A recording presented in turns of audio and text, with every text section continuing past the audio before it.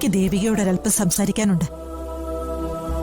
ദേവികെ, കുട്ടനെ കൊണ്ട് നിന്നെ വിവാഹം കഴിപ്പിച്ചതിലൂടെ, ഈ കുടുംബത്തിലെ മരുമകളാക്കിയതിലൂടെ വലിയൊരു ഉത്തരവാദിത്വം ഞങ്ങള് ദേവികയെ ഏൽപ്പിച്ചിരിക്കുന്നത്. ഈ കുടുംബത്തിന്റെ അഭിമാനവും പാരമ്പര്യവും കാത്തു സൂക്ഷിക്കേണ്ടതും ഈ കുടുംബത്തിനെ ഒരുമിച്ച് കൊണ്ടുപോവേണ്ടതും അതിലുപരി ഞങ്ങളുടെ കുട്ടനെ സുഖപ്പെടുത്തേണ്ടതും ഇനി ദേവികയുടെ ചുമതലയെ. ദേവിക ഒരിക്കലും അത് മറന്ന് പ്രവർത്തിക്കരുത്. അതുപോലെ തന്നെ അനിയത്തിമാരുടെ ഭാവിയും ദേവികയുടെ കൈകളിലായിരിക്കുന്നത്. ഞാൻ പറഞ്ഞ ഈ ഉത്തരവാദിത്തങ്ങളിൽ ഏതെങ്കിലും ഒന്നിൽ വിട്ടുവീഴ്ച വരുത്തിയ, എന്തെങ്കിലും തെറ്റ് ദേവികയുടെ ഭാഗത്തുനിന്നുണ്ടായ, ഈ വീട്ടിൽ നിന്ന് പുറത്തു പോകുന്നത് ദേവിക മാത്രമായിരിക്കില്ല. ദേവികയുടെ 2 അനിയത്തിമാരെയും പുറത്താക്കേണ്ടി വരും. ഒടുവില് 3 പേരും കൂടി വീട്ടിൽ പോയി ഇരിക്കേണ്ടി വരും. പറഞ്ഞതൊക്കെ ബോധ്യമായല്ലോ അല്ലേ? ഞാനിതെല്ലാം മുത്തശ്ശിക്ക് വാക്ക് തന്നിരുന്നതല്ലേ. മുത്തശ്ശിക്ക് എന്നെ വിശ്വസിക്കാം. എന്റെ വാക്ക് ഞാൻ പാലിച്ചിരിക്കും.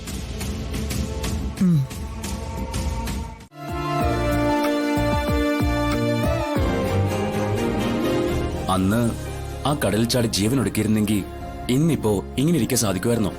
വേണ്ട പേട്ടാ, ഞാനതൊന്നും ഓർക്കാൻ ആഗ്രഹിക്കുന്നില്ല. എല്ലാം മറന്നതാ. എന്തിനാ ഈ നേരത്തെ അതൊക്കെ?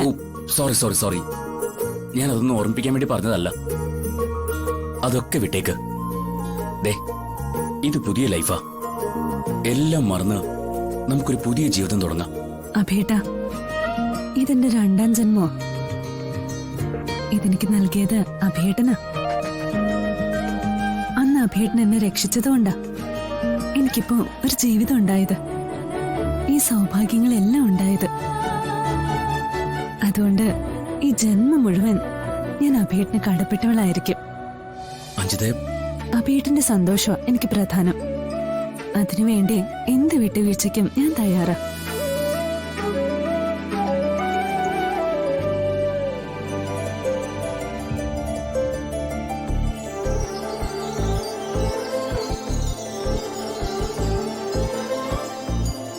പക്ഷേ എനിക്കൊരാഗ്രഹമുണ്ട്.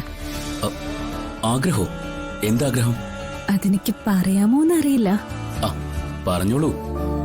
തന്റെ ഏതാഗ്രഹവും ഇനി മുതൽ താൻ എന്നോടല്ലേ പറയേണ്ടത്. അഭേട്ടാ,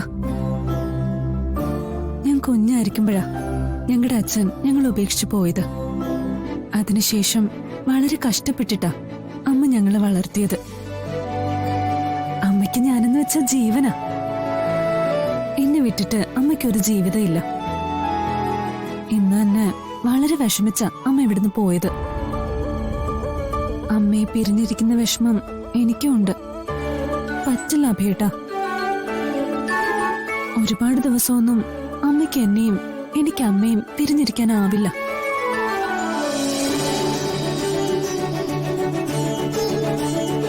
അതുകൊണ്ട് ഞാനൊന്ന് റിക്വസ്റ്റ് ചെയ്യുവാ. എന്റെ അമ്മയും കൂടി നമുക്കൊപ്പം ഈ വീട്ടിൽ താമസിപ്പിക്കാൻ പറ്റോ?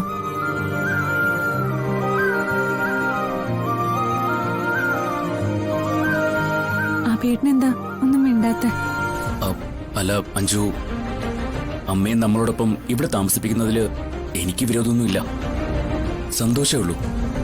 പക്ഷേ ഈ വീട്ടിലെ തീരുമാനങ്ങൾ എടുക്കുന്നത് മുത്തശ്ശിയും അച്ഛനും വലിയച്ഛനും ഒക്കെയാണ്.